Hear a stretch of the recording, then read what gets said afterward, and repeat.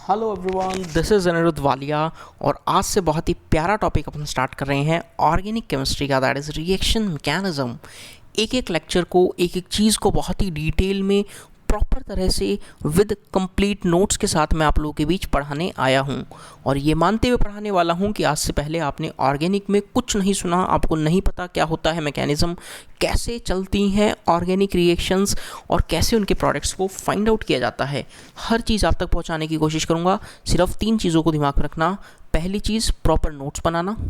मैं खुद आप लोगों को यहाँ लिखूँगा हर चीज़, प्रॉपर नोट्स। दूसरा चीज़, जितने भी प्रैक्टिस प्रॉब्लम्स करवाऊँगा उनको एक प्रॉपर नोट्स में ऐड करना है और होमवर्क प्रॉब्लम्स को कंप्लीट करना है। और तीसरा है consistency.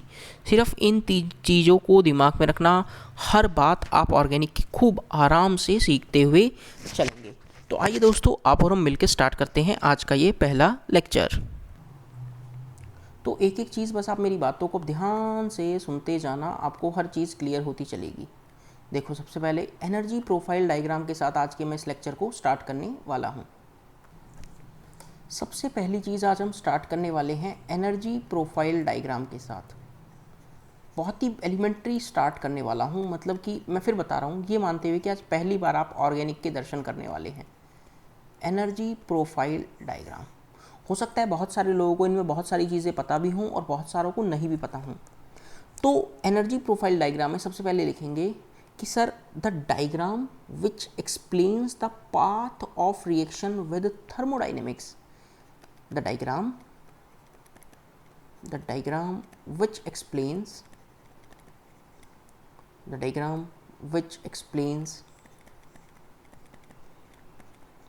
the path of reaction with thermodynamics।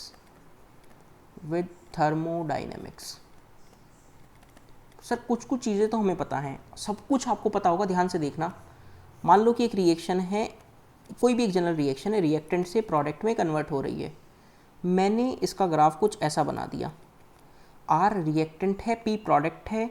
यहाँ पर मैं पोटेंशियल एनर्जी प्लॉट कर रहा हूँ और यहाँ प्रोग्रेस ऑफ रिएक्शन, यहाँ क्या है, प्रोग्रेस ऑफ रिएक्शन है। एक्स एक्सिस पे progress of reaction, Y axis पे पोटेंशियल एनर्जी। सर ध्यान से देखना, पहली चीज़ एक बात दिमाग में रखना कि सर ये कैसी रिएक्शन है, ये सिंगल स्टेप रिएक्शन है। रिएक्टेंट से प्रोडक्ट कन्वर्ट हो गया एक ही स्टेप में। This is a 1 step reaction, this is simply a very single step reaction. अब आप मुझे बताना कि सर एंडोथर्मिक है या एक्सोथर्मिक है। दोस्तों, इन दोनों के बीच का जो एनर्जी डिफरेंस है ना, ये डेल्टा एच है।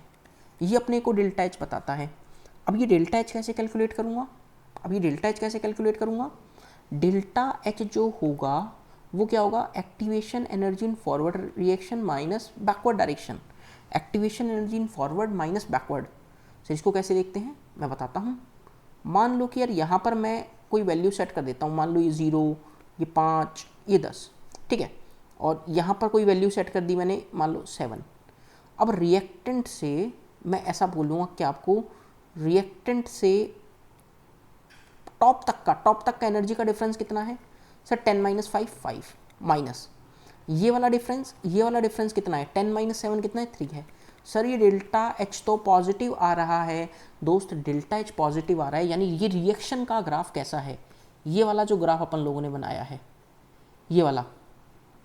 सर ये रिएक्टेंट नीचे, प्रोडक्ट ऊपर, that graph is delta H positive, यानी एंडोथर्मिक।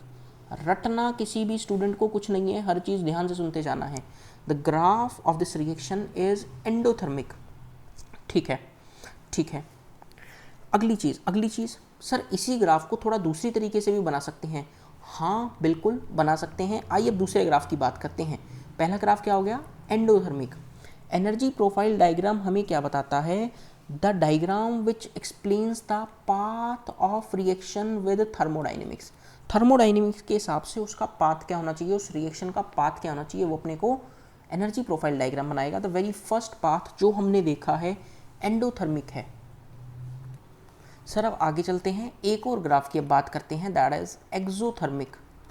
अगला कैसा होगा, एक्सोथर्मिक होने वाला है दोस्त, आप ध्यान से देखना, आपको मज़ा आएगा। सर एक्सोथर्मिक का ग्राफ कैसे, मैं फिर बोल रहा हूँ, याद कुछ नहीं करना, हम तो ग्राफ को देखते हुए एनालाइज करेंगे। मान लो कि बार रिएक्टेंट से प्रोडक्ट का ग्राफ कुछ ऐसा होता, रिएक्टेंट वाला पाथ ऊपर होता, प्रोडक्ट वाला पॉइंट नीचे होता, तो ग्राफ कैसा होता? वही एक्स एक्सिस में पोटेंशियल एनर्जी, एक्स एक्सिस में sorry reaction, progress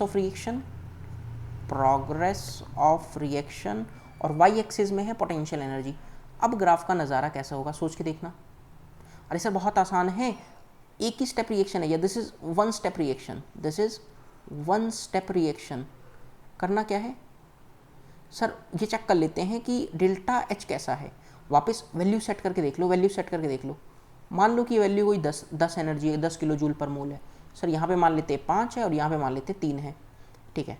delta H कैसा sir? Activation energy in forward minus activation energy in backward. Reactant से ऊपर तक जाने में कितना एनर्जी लगा सर? 5 माइनस 10 का डिफरेंस कितना? 5 माइनस प्रोडक्ट में उल्टा आने में सर 10 से 3 तक आने में जो डिफरेंस है 7 का है, 7। सर डेल्टा एच तो नेगेटिव आ रहा है, तो यानी यार ये वाला ग्राफ जो है, ये वाला ग्राफ जो है, क्या ये ग्राफ मेरा एक्सोथर्मिक का है? क्या ये ग्राफ मेरा एक्सोथर्मिक प्रोसेस का है? एंडोथर्मिक और एक्सोथर्मिक वाली बातें सबको क्लियर हो गई, ठीक है। सर ये दोनों कर्व है ना अपने को क्लियर हो गया, एक एक्सोथर्मिक और एंडोथर्मिक। सर एक बात में डाउट है, बोलो बोलो। मान लो कि यार ग्राफ कुछ ऐसा होता, रिएक्टेंट जहाँ से चला और वहीं प्रोडक्ट होता, यानी रिएक्टेंट और प्रोडक्ट का जो एनर्जी वाला प्रोफाइल है, ये प्रोग्रेस ऑफ रिएक्शन POR लिख देता हूँ, तो क्या है? सेम है, सेम लेवल पे है। तो सर इस केस में तो अगेन वन स्टेप रिएक्शन है, रिएक्टेंट से सीधा प्रोडक्ट बन रहा है, वन स्टेप रिएक्शन, ठीक है। सर यहाँ पे तो डेल्टा एच 0 हो गया, यहाँ पे तो डेल्टा एच 0 हो गया। जिन रिएक्शंस के लिए डेल्टा एच 0 होता है उनको बोला जाता है आइसो एंथैल्पिक प्रोसेस, यानी जिनका एंथैल्पी क्या है? सेम है, आइसो एंथैल्पिक प्रोसेस या आइसो एंथैल्पीज। इनका एनर्जी डिफरेंस क्या है या एनर्जीज क्या है? सेम है। Iso word stands for same. क्या सबसे पहले बिल्कुल एलिमेंट्री स्टार्ट कर रहा हूँ, मैं फिर बोल रहा हूँ, हर स्टूडेंट को ये मानते हुए बढ़ा रहा हूँ कि पहली बार वो ऑर्गेनिक कहीं पढ़ने आया है कुछ बेहतरीन लेवल पे, बेहतरीन लेवल पे। तो आप नोट्स कैसे बनाएंगे? जिस सीक्वेंस में मैं लिखवाता जा रहा हूँ, energy profile diagram, the diagram which explains the path of the reaction with thermodynamics, which explains the path of the reaction with thermodynamics. पहला देखा एंडोथर्मिक, दूसरा देखा एक्सोथर्मिक, तीसरा देखा आइसोएंथैल्पिक। सर यदि कर्व नीचे है, देखो आर और पी वाला, एक कर्व क्या हो सकता है सर? एक बार ऊपर हो सकता है आर और पी में, और सर एक बार सेम हो सकता है रिएक्टेंट और प्रोडक्ट में। सर जब प्रोडक्ट नीचे है, जब प्रोडक्ट वाला कर्व नीचे है, सर ये कैसा है? सर ये तो अपने को दिख गया, जब प्रोडक्ट नीचे है डेल्टा एच क्या है? डेल्टा एच दोस्त मेरा, ये रहा डेल्टा एच, ये रहा डेल्टा एच। सर जब प्रोडक्ट नीचे है, देखो ये रहा प्रोडक्ट नीचे, कैसा ग्राफ? कैसा ग्राफ? एक्सोथर्मिक। सर ये रहा एक्सोथर्मिक, प्रोडक्ट ऊपर एंडोथर्मिक, और ये क्या है? आइसोएंथैल्पिक।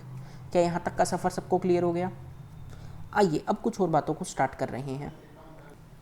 अब सुनना, आगे आप क्या लिखेंगे? आप आगे लिखना, let us consider N general organic reaction, let us consider N general, या ए जनरल लिख लो, ए जनरल ऑर्गेनिक रिएक्शन। बहुत बढ़िया बढ़िया चीज़ें जो आपको कहीं बुक्स वगैरह में भी देखने को नहीं मिलेंगी, और बुक्स को पढ़कर कुछ बहुत अच्छा समझ में नहीं आता जितना अपन आज यहाँ पढ़ लेंगे। मान लेते हैं कोई भी एक रिएक्शन है A प्लस बी जो अपने को दे रहा है C plus D. Sir A plus D को क्या बोलूँगा? सर A प्लस डी को क्या बोलूँगा? A प्लस डी को मैं बोलूँगा कि सर ये तो रिएक्टेंट है। सर ये क्या है? Reactant, reactant. C plus D क्या है? C प्लस डी प्रोडक्ट है। पहला स्टेप में बात करने जा रहा हूँ कि एक स्टेप रिएक्शन हुई होगी, let's say it is a one step reaction, let's say it is a one step reaction. तो एक स्टेप जो रिएक्शन होती है ना, जो सिंगल स्टेप रिएक्शन होती है, रिएक्टेंट प्रोडक्ट में कन्वर्ट होता है, वहाँ जो चीज़ बनती है, वहाँ जो इंटरमीडिएट बनता है, उसको ट्रांजिशन स्टेट बोला जाता है। This is nothing but transition state. TS is nothing but transition state, transition state. हर चीज़ का मतलब आपको क्लियर होता चलेगा, रुक जाओ बस आप। जो वन स्टेप रिएक्शंस होती है ना, वहाँ बॉन्ड फॉर्मेशन और बॉन्ड ब्रेकिंग साइमल्टेनियसली हो रहे होते हैं। तो अगला पॉइंट क्या लिखोगे? लिखना बॉन्ड फॉर्मेशन, मेरे साथ साथ लिखना, bond formation and bond breaking and bond breaking takes place simultaneously. और ये सारा नोट्स आपको, सारा चीज़ आपको JEE advance point of view से मैं पढ़ाने वाला हूँ। यानी कोई भी चीज़ ऐसा नहीं लगेगा कि यार पता नहीं सर ने कुछ हल्का पढ़ा दिया, नहीं, हल्का वाला चीज़ कुछ नहीं है, हल्का वाला चीज़ कुछ नहीं है। अब ध्यान से सुनना ट्रांजिशन स्टेट के बारे में। सर ये क्या है ट्रांजिशन स्टेट? दोस्त, ट्रांजिशन स्टेट एक हाई एनर्जी स्टेट है। It is an high energy state, या it is high energy state, it is high energy state at which bond breaking and bond formation is in the process. bond breaking मैं लिख देता हूँ, चलो, bond breaking and bond formation is in the process after the completion of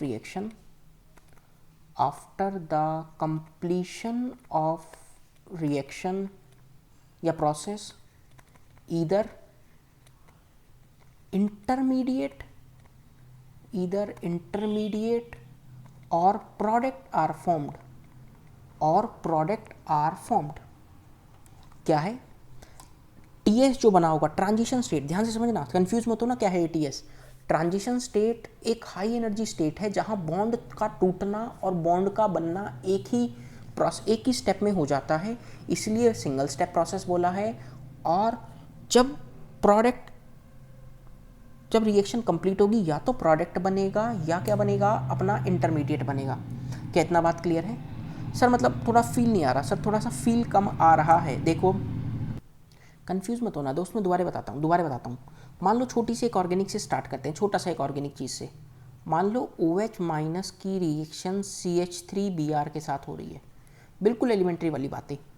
होगा क्या कि sir ऐसा होगा कि कार्बन और ब्रोमीन का बॉन्ड टूटने लगेगा और OH माइनस इस कार्बन पे अटैक करने लगेगा। कैसे? कार्बन और ब्रोमीन ज़्यादा ताकतवर है, ब्रोमीन ज़्यादा इलेक्ट्रोनेगेटिव है, ब्रोमीन अपनी तरफ इलेक्ट्रॉन्स को खींचेगा और ब्रोमीन पे माइनस और कार्बन पे प्लस आएगा।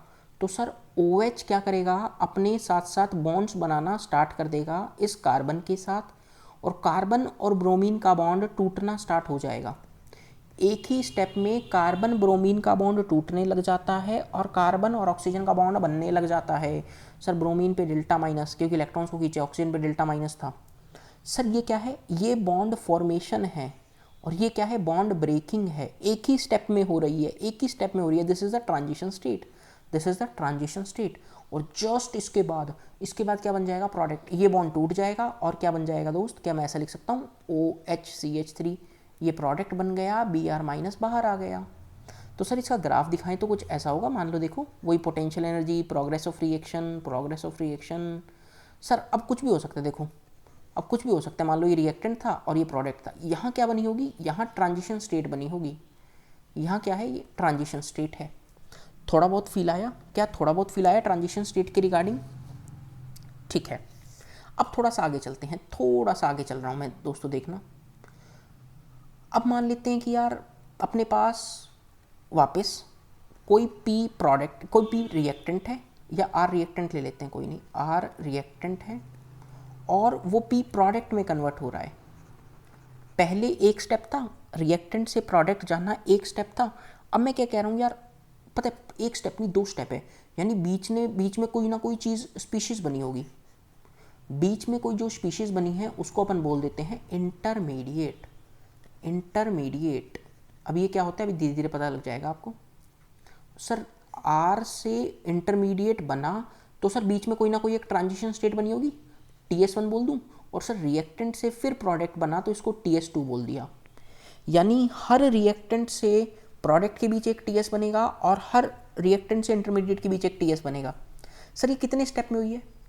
मैं दोबारा बोलूँगा, ये पहले ही बताओ कि रिएक्शन कितने स्टेप में हुई है, सोच कर बताना, जल्दबाजी नहीं। सर रिएक्टेंट से इंटरमीडिएट बना एक step, 1 step, and this is the second step. देख लीजिए एक बार। हाँ सर इतना तो अपने को दिखता है बस। तो क्या मैं दोस्त इस चीज़ को क्या मैं दोस्त इस चीज़ को ऐसा लिख दूँ sir, it is a 2 step process, it is a 2 step process या 2 स्टेप रिएक्शन, ठीक है सर। यहाँ पर इंटरमीडिएट्स ही बन रहे हैं, 2 स्टेप प्रोसेस में क्या इंटरमीडिएट बनेगा, बीच में कोई ना कोई स्पीशीज़ बनी है। हालांकि ये स्पीशीज़ भी बहुत ही अनस्टेबल रहती है, हालांकि बहुत ही अनस्टेबल रहती है। क्या मैं ऐसा बोल सकता हूँ दोस्त, ध्यान से समझना इस चीज़ को, ऑर्गेनिक में बहुत काम आएगा, बिल्कुल एलिमेंट्री लेक्चर है आज का। क्या कि जब एक स्टेप रिएक्शन हुई होगी तो एक ट्रांजिशन स्टेट बना होगा, कोई इंटरमीडिएट नहीं बना होगा।